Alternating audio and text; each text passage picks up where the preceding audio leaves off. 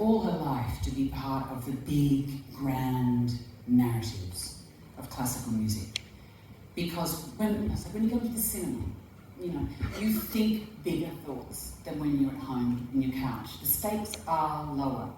And when you play those big works, whether they're they're written by straight Austro-Hungarian church-going white guys, but they're big.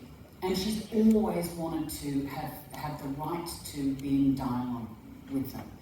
But the problem is she's doing it at a time when all of that stuff has been called into question. So she's sort of the right person at the wrong time. She's so out of sync with herself. And by subscribing, I think she's probably, I kept thinking, she went up the ukulele valley for 5 years with the Shipibo Kanebo people. And so what I did is during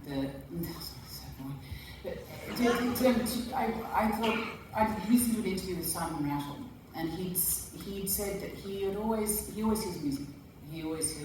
He's constantly hearing Brahms and Chopin and Gorecki and everything, and he realised in his early 20s that wasn't normal, that he was, and I thought, I'm going to have an earring in my ear and I'm always going to be hearing music.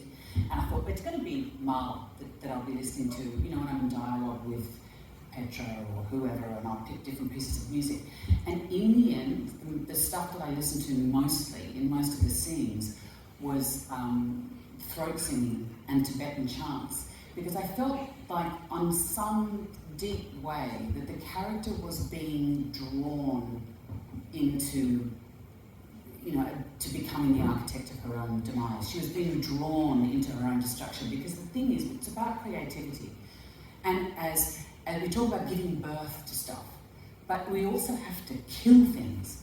Creativity is brutal. And in order to achieve something great, you do have to have a sense of deep rigour and brutality with yourself. And in today's world, thank God, we are grappling with the idea of how can you be that rigorous? How can you be that brutal? How can you demand excellence? Because sometimes in the rehearsal room, you do have to say, that is not good enough. What you are frightened right now, and you've got to set yourself aside. I was speaking to this extraordinary concert pianist yesterday, and she was talking about nerves, and her mother, who was her piano teacher, had said, that's selfish. That means you're thinking about yourself, think about the music. And that was said to me at drama school, when I was going, rolling, I can't play this piece of choreography. And the teacher said, shut up, it's not about you. And now if you said that in a rehearsal room, you know, you'd be, well, I feel like back in the Juilliard,